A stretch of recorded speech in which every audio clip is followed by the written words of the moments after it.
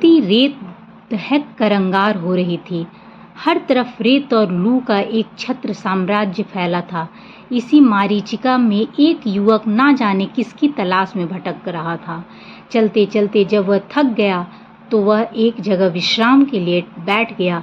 उसे लगा कि उसे नींद आ रही है और अचानक उसने महसूस किया कि उसके निकट ही मिट्टी और रेत के टीले में एक आकृति छिपी पड़ी है।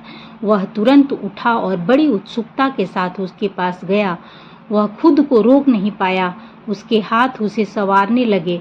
शीघ्र मिट्टी के टीले में अत्यंत ही खूबसूरत, आश्चर्यचकित कर देने वाली प्रतिमा बनकर सामने आई। उसे अपनी रचना पर नाज हो रहा था। वह आकृति को विस्मित भाव से देख रहा था।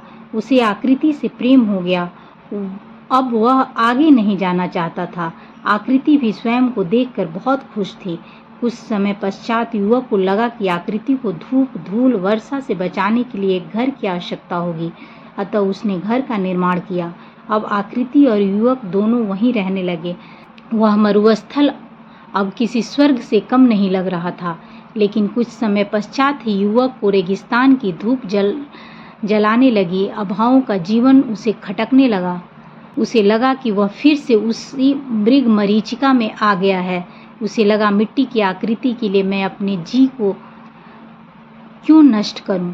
मैं तो रचनाकार हूं, अनेकों सुंदर रचनाएं गढ़ सकता हूं। अंततः उसने निर्णय लिया कि वह अब और नहीं रुकेगा। पर यह बात वह आकृति से नहीं कह पा रहा था। वह कई दिनों से सोच रहा था कि आकृति को बताए, लेकिन उसकी हिम्मत नहीं हो रही थी।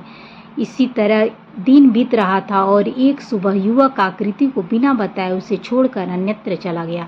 उसने आकृति के लिए रेत पर एक संदेश लिखा था, आकृति तुम मेरी प्रेरणा हो, पर रेगिस्तान में मेरा जीवन व्यर्थ हो जाएगा।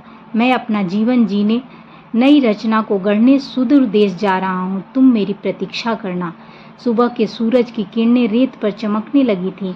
तभी आकृति ने आंखें खोली तो युवक को ना पाकर वह परेशान हुई और इधर उधर ढूंढने लगी, पर युवक नहीं मिला। थक हार कर जब लौटी तो उसने रेत पर लिखे संदेश को देखा।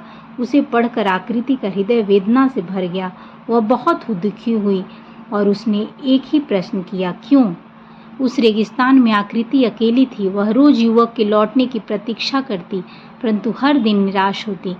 उधर युवक नई नई रचनाएं करने लगा। उसे अपनी प्रथम रचना की सूध नहीं थी। वह एक महान रचनाकार बन गया था और रेगिस्तान में वापस नहीं लौटना चाहता था। उधर आकृति के अस्तित्व पर समय की धूल जमने लगी। आकृति अंदर से कमजोर पड़ने लगी। उसकी स्थिति हर दिन बिगड़ती जा रही थी। उसका शरीर जर्जर हो गया। आकृति को लगा कि उसका जीवन समाप्त होने वाला है, लेकिन तभी उसके हृदय में एक साहस का अंकुर फूटा। उसने अपनी समस्त शक्ति को बटोर कर परमात्मा से कहा, हे संसार के रचयिता, मेरा जीवन पत्थर का कर दो, मैं मिटना नहीं चाहती। परमात्मा ने भी जैसे उसकी प्रार्थना स्वीकार कर ली हो। कुछ समय बाद मिट्टी रेत में ही विलीन हो गई और वहीं पर एक पत्थर की आकृति उभर आई। इस आकृति को वर्षा, धूप, धूल, हानि नहीं पहुंचा सकते थे और ना ही उसे किसी की प्रतीक्षा थी। शायद समय की सीख ने उस मिट्टी और रेत को पत्थर में बदल दिया था।